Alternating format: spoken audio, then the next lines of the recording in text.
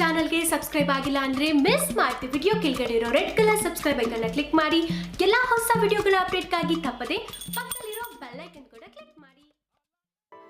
ಮದಗಜ ಚಿತ್ರದ ಟೈಟಲ್ ವಿವಾದವಾಗಿದ್ದು ಎಲ್ಲರಿಗೂ ಗೊತ್ತು.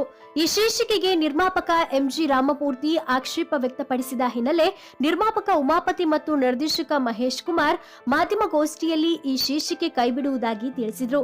ಆದರೆ ಇದೀಗ ಮತ್ತೆ ಮದಗಜ ಟೈಟಲ್ ಮುರುಳಿಗೆ ಒಲಿದಿದೆ. ಒಂದು ಹಂತದಲ್ಲಿ ವಿವಾದದ ರೂಪ ಪಡೆದುಕೊಳ್ತಾ ಇದ್ದ ಮದಗಜ ಟೈಟಲ್ ಜಗಳವನ್ನ ಬಗೆಹರಿಸಿದ್ದು ಸ್ಯಾಂಡಲ್ವುಡ್ನ ಯಜಮಾನ ದರ್ಶನ್.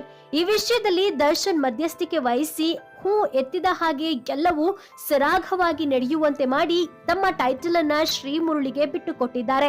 ಹಾಗೆ ನೋಡಿದ್ರೆ ಮದಗಜ ಟೈಟಲ್ ದಚ್ಚು ಚಿತ್ರಕ್ಕೆ ಫಿಕ್ಸ್ ಆಗಲಿತ್ತು. ಯಾಕಂದ್ರೆ ನಿರ್ಮಾಪಕ ಎಂಜಿ ರಾಮಮೂರ್ತಿ ಅವರ 53ನೇ ಚಿತ್ರದಲ್ಲಿ ದರ್ಶನ್ ನಟಿಸ್ತಾ ಇದ್ದಾರೆ. ಈ ಚಿತ್ರಕ್ಕೆ ಮದಗಜ ಹೆಸರಿಡೋ ಸಾಧ್ಯತೆ ಇತ್ತು. ಅದೇ ಕಾರಣಕ್ಕೆ ರಾಮಮೂರ್ತಿ ಆಕ್ಷೇಪ ವ್ಯಕ್ತಪಡಿಸಿದ್ರು. ಆದರೆ ಅವರನ್ನ ದಚ್ಚು ಸಮಾಧಾನ ಪಡಿಸಿದ್ದಾರೆ.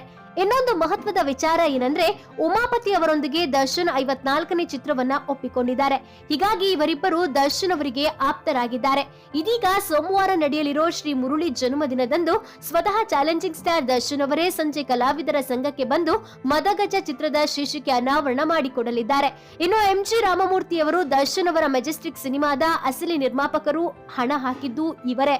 ಆದರೆ ಬಾಮಾ ಹರೀಶ್ ಅವರ ಬ್ಯಾನರ್ ನಲ್ಲಿ ಸಿನಿಮಾ ನಿರ್ಮಾಣವಾಗಿದೆ. ದರ್ಶನ್ ಅವರು ಮದಗಜ ಅನ್ನೋ ಟೈಟಲ್ ನ ಮುರುಳಿ ಅವ್ರಿಗೆ ಕೊಡ್ತಾ ಇರೋದು ಅವರ ಬರ್ತ್ಡೇಗೆ ಸಿಕ್ಕಂತಹ ಬಹುದೊಡ್ಡ ಗಿಫ್ಟ್. ಏನಂತೀರಾ ಫ್ರೆಂಡ್ಸ್? ಮಿಸ್ ಮಾಡಿದ ಕಮೆಂಟ್ ಬಾಕ್ಸ್ ಅಲ್ಲಿ ಡಿಬಾಸ್ ಅಂತ ಕಮೆಂಟ್ ಮಾಡಿ ನಿಮ್ಮ ಅನಿಸಿಕೆ ಅಭಿಪ್ರಾಯಗಳನ್ನ ತಿಳಿಸಿ. ಪಕ್ಕಾ ಡಿಬಾಸ್ ಫ್ಯಾನ್ಸ್ ಆಗಿದ್ರೆ ಮಿಸ್ ಮಾಡಿದ ವಿಡಿಯೋಗೊಂದು ಲೈಕ್ ಕೊಟ್ಟು ಈಗಲೆಲ್ಲ ಕಡೆ ಶೇರ್ ಮಾಡಿ. Thank you.